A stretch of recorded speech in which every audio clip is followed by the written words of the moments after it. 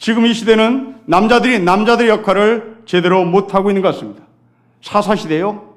우리는 바로 영적으로 암흑기를 걸고 있었던 이스라엘 백성들의 200년의 역사요. 그리고 지금 우리는 한날을 기다려야 하는, 그리고 이 한날을 통하여 새로운 역사를 쓰고자 하는 이 사무엘 같은 인물을 기다리는 시대가 된 것 같습니다. 그 하나님의 역사를 새롭게 쓰는 사람들, 바로 그들은 남자들이 아니라 여자들이었습니다.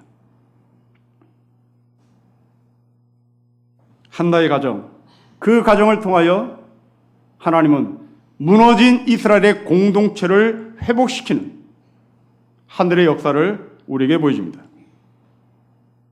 지금 이스라엘은 가나안에 들어온 지 200년이 지났습니다. 200년 동안 이스라엘 백성들은 이미 가나안에 있었던 가나안 문화와 그리고 하나님께서 자기네에게 주신 법령과 서로 부딪히며 갈등하며 살았단 말입니다.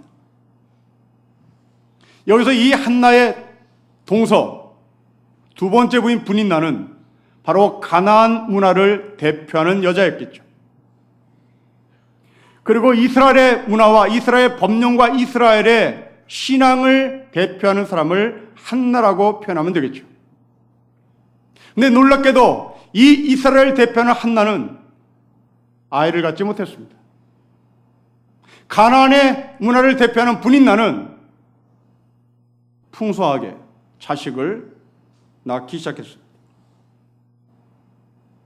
가나안의 문화는 풍성입니다. 이스라엘 문화는 아무것도 없습니다. 영적인 불임 상태가 됐습니다. 그러자 이 가나안을 대표하는 브닌나가 이스라엘 대표하는 한나, 하나님의 나라를 대표하는 이 한나를 무시하고 멸시하기 시작합니다. 여러분, 이것을 본 남편 엘리멜렉은 한나를 위로하는 것 이외에는 아무것도 하지 못합니다. 위로한 것 이외에는 본질적인 문제를 해결하려고 하지 않습니다. 여러분, 본질적인 문제는 뭘까요? 이 엘리멜렉은 우리가 아는 대로 경건한 사람입니다. 매년 제사로 실로에 올라가는 경건한 남자요, 경건한 아버지요, 경건한 남편입니다. 그렇다면 부인이 두 부인이 서로 싸울 때 정리를 해줘야 될까요? 한나가 첫째 부인이니 둘째 부인 당신은 한나의 말을 들어요 라고 정리를 하든지, 아니면 한나가 진짜 부인이고 부인이나 당신은 나의 첩이고 나의 둘째 부인이 내가 하나님 앞에 죄를 지었어, 내가 하나님 앞에 한 여자를 취해야 되는데 불구하고 이렇게 엉망진창된 이 사사시대에 내가 약간 정신이 나간 것 같은데 정말 미안하오 하고 이 여자를 이혼 증서를 써서 내보내야 됐던 겁니다. 그런데 웬일인지 이 엘리멜렉은 한나가 울 때 와서 등 토닥거리고 아들 10명 있는 것보다 나는 당신 한 명이면 좋게 하고 말 같지도 않은 말을 한나에게 하는 사람이 이 남편 엘리멜렉이었습니다. 여러분, 매년마다 실로에 가서 제사를 드리는 엘리멜렉이 이 정도의 수준이라면, 경건하다는 이 엘리멜렉이 이 정도의 수준이라면 당시 사사시에 살고 있던 남자들은 오죽했겠냔 말입니다. 목사가 성도들을 성추행하고 목사가 어마무시한 돈을 비자금으로 은닉하고 있다면 세상의 남자들은 오죽하느냐 이 말입니다. 장로가 교회 돈 세탁해서 사기를 치는데 써먹었다면 신앙을 갖고 있지 않는 세상의 남자들은 오죽하느냐 이 말이죠. 이게 바로 엘리멜렉의 영성이었습니다. 본질은 두 여자가 이 가정에 있는 것이 본질이었습니다. 그 본질적인 문제를 엘리멜렉이 나서서 해결하고 정리를 해야 됨에도 불구하고 엘리멜렉은 두 여자를 그대로 손에 쥐고 있는 채 한나방에 들어가서 등을 토닥거리며 자식이 10명 있는 것보다 나는 당신 하나만 좋게 해요. 그럼 하나만 좋게 하면 되는 거잖아요. 그럼 하나만 좋게 해야지. 왜 분이나를 끼고 사냐 말이죠. 결국 이 엘리멜렉이 이 정도의 수준이라면 당시 사사시대의 남성들의 문화는 정말 대단히 썩었다는 것을 성경은 증명합니다. 이때 한나가 등장합니다. 그리고 정말 서글피 울며 하나님 앞에 매달립니다. 마침내 아들을 낳습니다. 무너진 이스라엘을 다시 회복한다는 하나님의 사인이고, 이제 그 하나님의 사인을 받은 이 한나가 하나님을 찬양합니다. 기도하며 찬양합니다. 그 본문이 오늘입니다.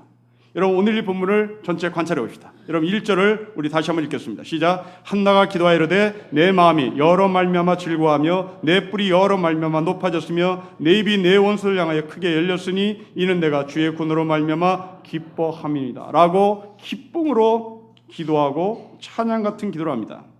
그리고 맨 끝을 11절을 보십시오. 11절 같이 읽겠습니다. 시작. 엘가나는 라마의 집으로 돌아가고 그 아이는 제사장 엘리 앞에서 여호와를 섬깁니다. 여러분, 2장 1절에 한나가 기도합니다. 그러나 한나의 남편 엘리멜렉은 뭐를 했는지 성경은 기록하지 않습니다. 그리고 한나의 기도가 끝나자 엘가나는 11절에 라마의 집으로 갑니다.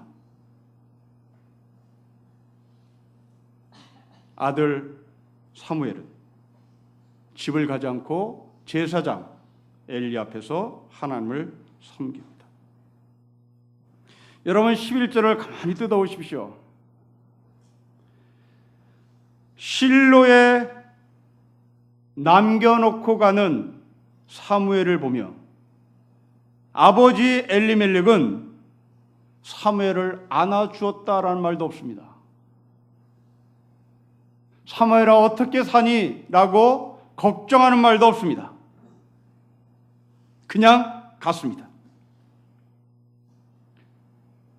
이스라엘의 남자들을 고발하는 대목입니다. 두 번째 고발하는 대목이죠.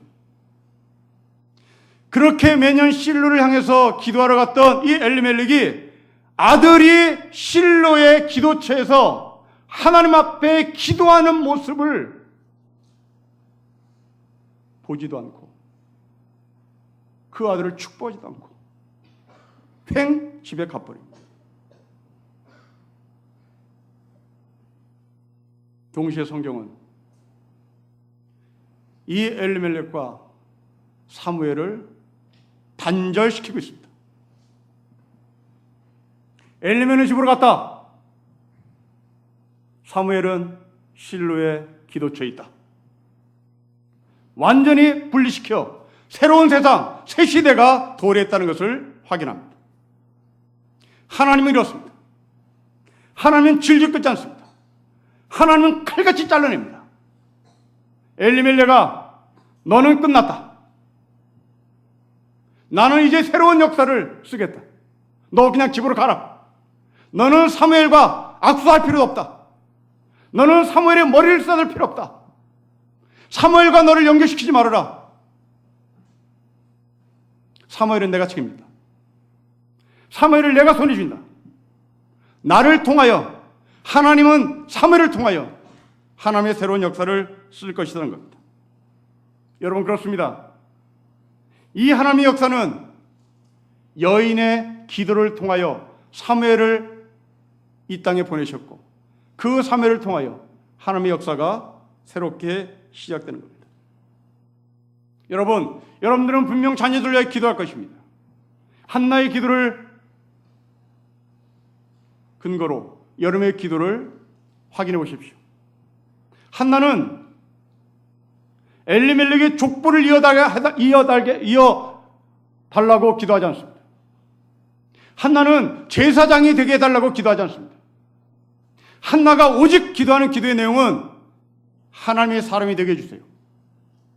하나님의 사람이 되게 해주세요. 라고 하는 이 말이, 이 썩어 문드러진 이스라엘 백성들, 이 썩어 문드러진 이 나라를 살리는 하나님의 사람으로 만들어주세요. 이것이 바로 한나의 기도였습니다. 사랑하는 성도 여러분, 여러분의 기도가 무엇입니까? 여러분 자녀들을 위하여 기도하는 기도는 무엇입니까? 어떤 직업을 기도합니다. 의사 되게 해주세요. 판검사가 되게 해주세요. 심지어 어떤 사람 목사가 되게 해주세요. 라고 기도합니다. 뭘? 왜? 왜 의사가 되기를 원합니까? 왜 판검사가 되기를 원합니까? 왜 목사가 되기를 원합니까? 썩은 문드러진 이 나라, 썩은 문들이 이 나라를 회복하기 위한 하나님의 새로운 역사를 쓰기 위하여 의사가 되게 해주십시오. 판검사가 되게 해주십시오. 목사가 되게 해주십시오. 이것이 우리의 기도여야 합니다. 그러나 우리의 기도는 여기까지는 언감생심 바라지도 않습니다. 너 혼자 잘 먹고 잘 살면 된다. 이게 우리가 하는 기도죠. 공동체의 기도가 없습니다. 여러분, 이 썩은 문드러진 대한민국을 누가 살리겠냔 말이죠. 썩은 문드러진 이스라엘을 살린 사람, 바로 그 사람은 천덕꾸러기로 멸치당하고 수모당했던 한 여인, 바로 한나를 통하여 하나님은 하나님의 사람 사무엘을 이 땅에 보낸 겁니다. 이것을 한 이 한나는 기도를 통하여 찬양합니다. 여러분 2절을 보십시오. 2절의 말씀은 이렇게 기록됩니다. 같이 읽겠습니다. 시작. 여호와 같이 거룩하신 이가 없으시니 이는 주밖에 다른 이가 없고 우리 하나님 같은 반석도 없다고 합니다. 여러분, 이스라엘이 아무리 가나안을 따르고 가나안의 문화가 최고라고 말하고 가나안의 그 풍성한 것을 찬양하지만 아직도 이스라엘의 반석은 하나님이었다. 아직도 이스라엘 반석은 무너지지 않았다라고 확인합니다.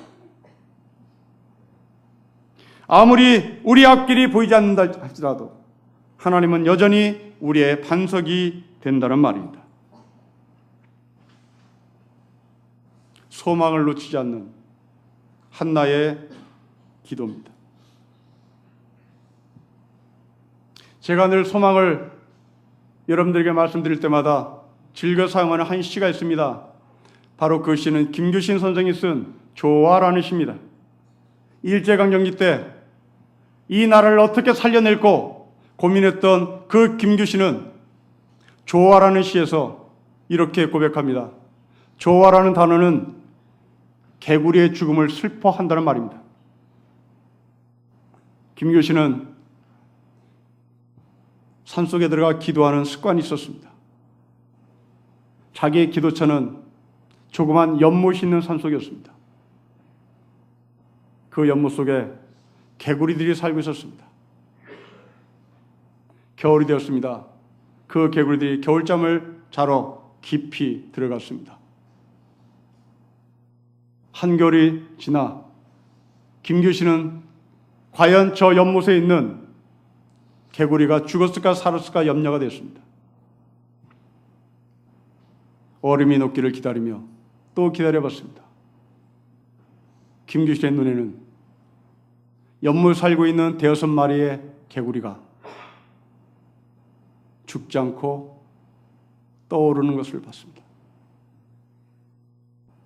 그러며 김교신은 그 조화의 시에서 마지막에 그렇게 감탄합니다. 아직 한두 마리가 살아있구나. 일제강점기에 한 소망을 본 것입니다. 모든 지식인들이 다 변절하고 이광수도 변절하고 최남서도 변절하고 민족지사들도 다 변절했으나 저 연못 속에 있는 개구리 한두 마리가 살아 수영을 치는 것처럼 이 땅에 아직도 남은 자가 있구나. 이것이 바로 반석이신 하나님을 찬양하는 한나의 영성과 맥을 같이 하는 것입니다. 우리는 한치 앞이 보이지 않는다고 하지만 우리의 반석이 하나님이 될 때 제 아무리 가나안의 풍성함이 제 아무리 가나안의 그 풍성한 문화가 우리를 공격해온다 할지라도 우리는 이 한나의 몸을 통하여 새로운 역사를 써갈 사무엘을 탄생시킬 것이고 그 사무엘을 통하여 하나님은 다윗을 찾아낼 것이고 그 다윗을 통하여 하나님의 나라가 확장되고 세워져 갈 것입니다. 3절을 또 보십시오. 우리 3절을 같이 읽겠습니다. 시작. 심히 교만한 말을 다시 하지 말 것이며 오만한 말을 너희와 집에서 내지 말지어다. 여호와는 지식의 하나님이시라. 행동을 달아보십니다. 돈 많이 벌었다고 폼잡지 말아라. 하나님은 그 돈이 어디서 온 줄 알고 있다 이 말이죠. 뇌물을 주고받았음에도 불구하고 뇌물이 아니라고 판결하는 판사야, 너가 왜 그렇게 판결했는지 나는 알고 있다 이 말이죠. 범죄자임에도 불구하고 범죄자가 아니라고 풀어줄 때 나는 너가 왜 그 사람을 풀어줬는지 알고 있다는 말입니다. 그리고 4절에 말합니다. 그런 너는 활이 꺾일 것이다. 넘어질 것이다. 한나의 기도입니다. 그리고 힘없는 사람들이 일어날 것이라고 5절은 기록하죠. 여러분 5절 읽겠습니다. 시작. 풍족하던 자들은 양식을 위하여 품을 팔고 줄이던 자는 다시 줄이지 아니하도다. 전에 임신하지 못한 자는 7을 낳았고 많은 자녀를 둔 자는 쇠약합니다. 여러분 이것이 실제로 일어났습니다. 2장 21절을 보십시오.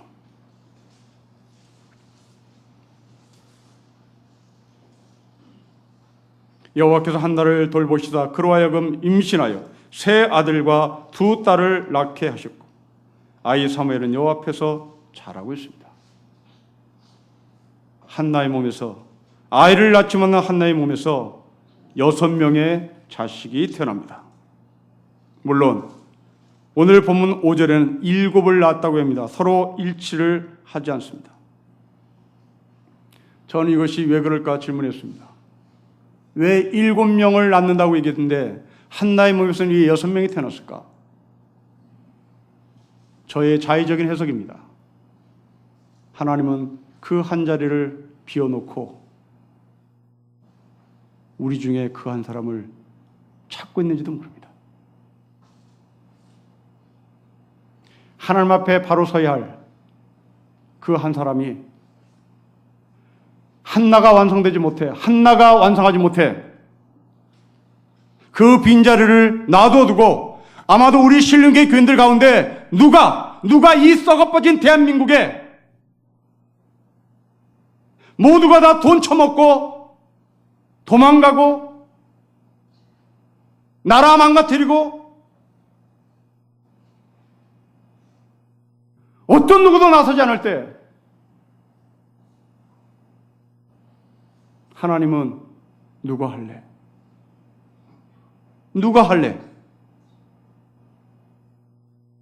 그 메시지를 전달하기 위하여 빈자리를 만들어 놓은 것 같습니다. 그러나 그보다 더 중요한 것이 있습니다. 여러분 2장 21절에 보시면 세 아들과 두 딸이 나옵니다. 사사시대를 마감하며 여성의 역할이, 어머니의 역할이 얼마나 컸던지를 인정하는 하나님의 말씀입니다.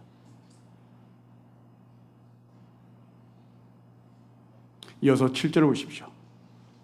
우리 7절을 같이 읽겠습니다. 시작. 여호와는 가난하기도 하시고 부하기도 하시며 낮추기도 하시고 높이기도 하신다고 찬양합니다. 여러분에게 질문해 봅니다. 국정농단을 일으킨 장본인들, 그 주역들이 거두어들인 수많은 돈, 바로 그 돈은 그들이 영원 무궁토록 먹고 살 수 있을까요? 없을까요?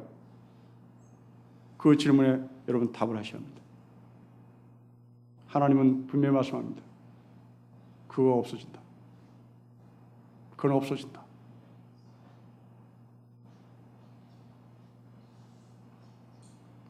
국민들의 세금을 자기의 주머니에 착복한 그 돈은 반드시 없어지는 겁니다.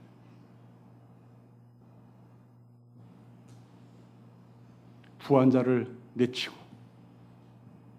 힘없는 자를 일으키시는 하나님, 불인나를 내치고 한나를 세우시는 하나님, 가난의 풍요로움을 내치고 가나안의 문화 속에 무릎을 꿇었던 이스라엘 백성들을 다시 살리시는 하나님. 그것은 반석이 살아있기에 가능했던 것입니다. 저는 바둑을 잘 모릅니다. 그러나 이창호라는 바둑 잘 두는 사람이 있다고 합니다. 전주 사람인데 할아버지, 아버지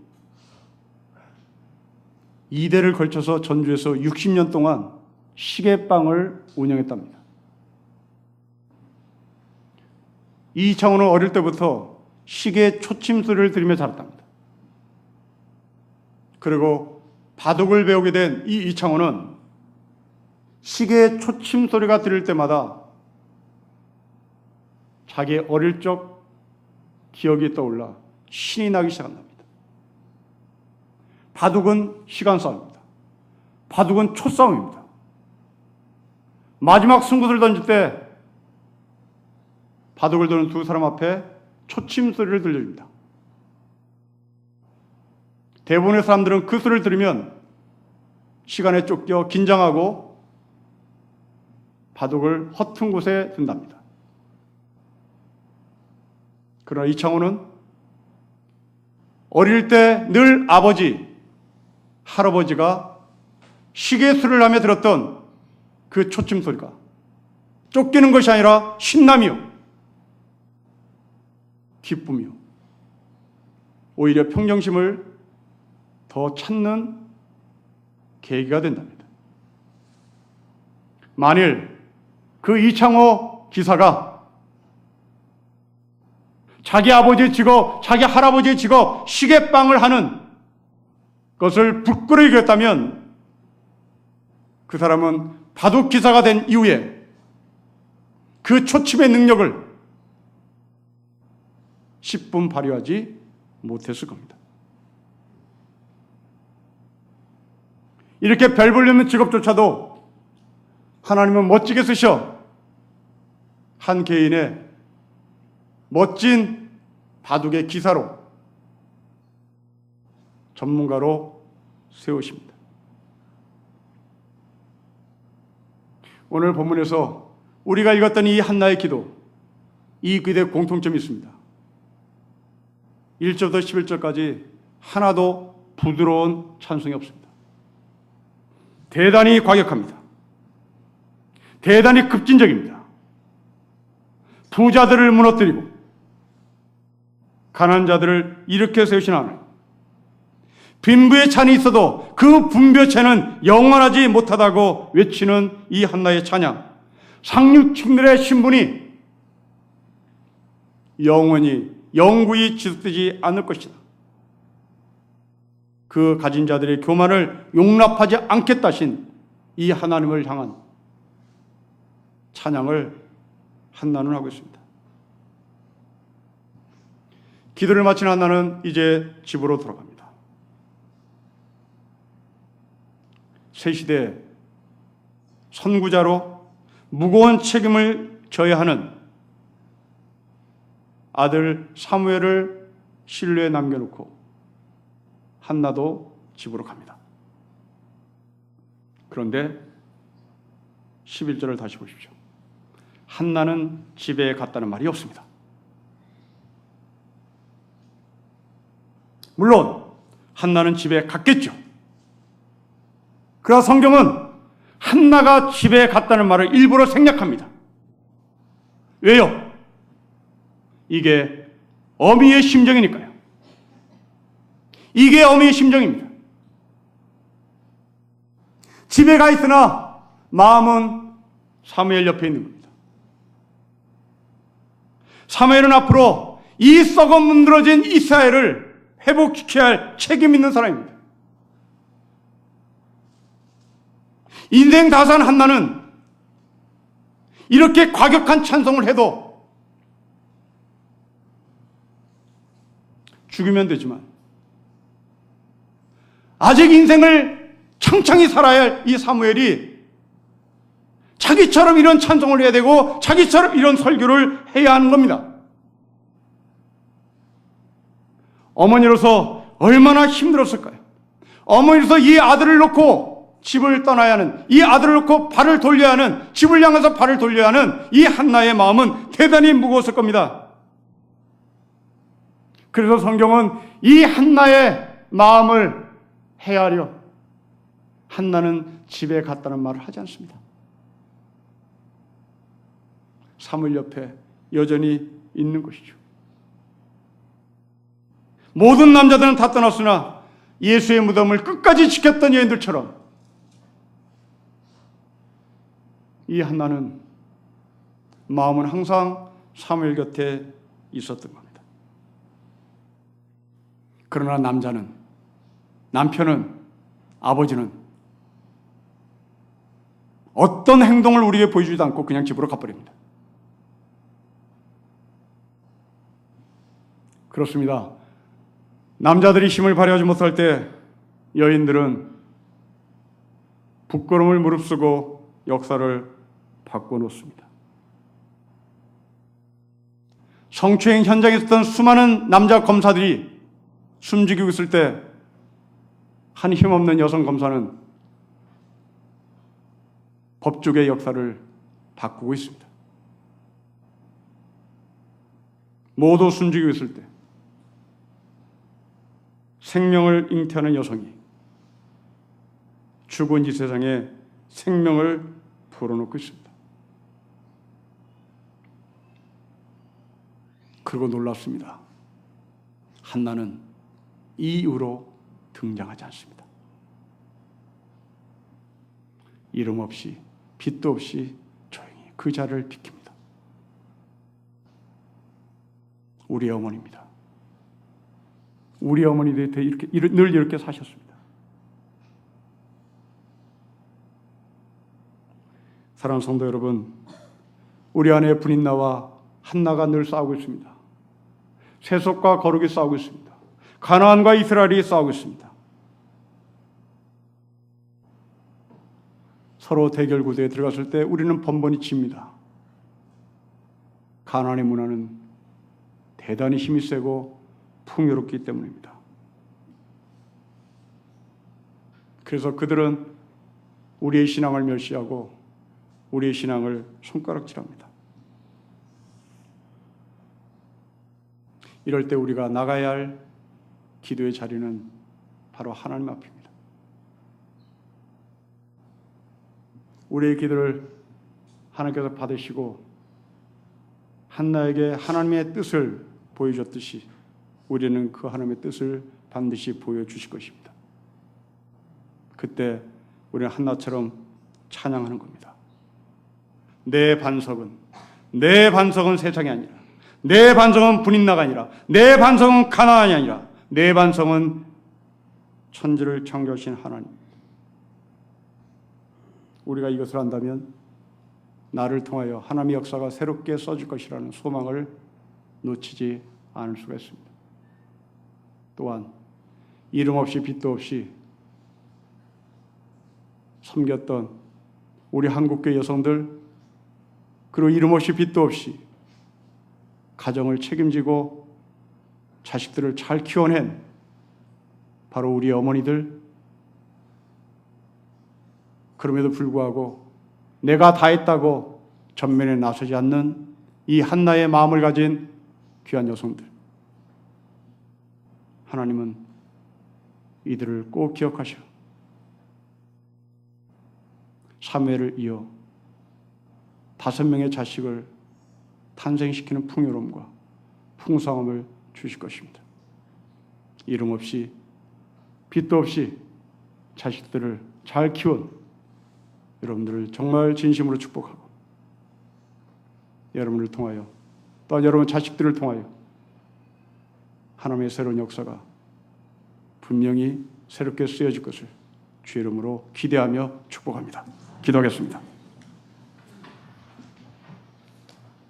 하나님 아버지, 이 땅에 폼잡고 살았던 남자들을 과감없이 폭로하고 지적해내고 하나님의 새로운 역사가 한 여인을 통하여 탄생한 사무엘에게 그 주도권이 달려있음을 알려주심에 감사하고 우리가 이 땅에 무너진 것들을 회복시키는 분들이 누구인지를 다시 헤아리게 하시니 또한 감사합니다.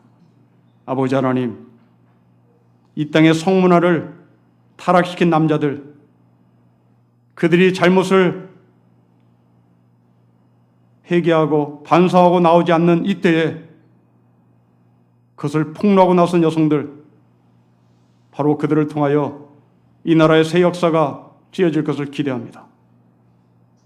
이 땅에 반석이신 하나님의 근거에서 정의를 외치고 불의를 파하고 하나님의 거룩과 순결함을 외치는 새로운 역사의 주인공들, 사무엘 같은 사람들 나올 수 있도록 기도를 게으르지 않게 하시고 그 기도의 응답으로 말미암아 나의 반석 되신 하나님을 영원히 찬양하는 축복된 사람으로 살게 하여 주십시오.